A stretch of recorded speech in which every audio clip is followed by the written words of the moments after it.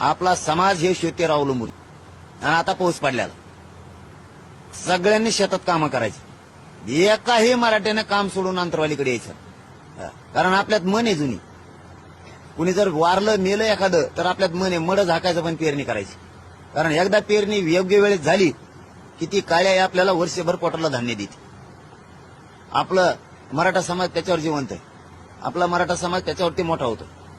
आपल्याला पोटाला लागतंय, देशाला पोटाला लागतंय. तिकडं तोटा होता कामा नये शेतीचा. इकडे एकाने येत नाही, इकडे तुमचा मुलगा म्हणून महाराष्ट्रातल्या सगळ्या मराठ्यांचा मी खंबीर आहे लढायला. तुम्ही काळजी करू नका. त्याचे काम बुडून एकाही मराठ्यांनी इकडे यायचं नाही. याचा अर्थ असा नाही की मी तुम्हाला येऊ देत नाहीये. काम बुडून यायचं नाही. सगळ्या कामं आधी करून घ्यायचे, पेरणी क्लिअर करून घ्यायची. आपले काय बी भरण्याचे सध्या दिवस आहेत ते सगळं क्लिअर करायचं.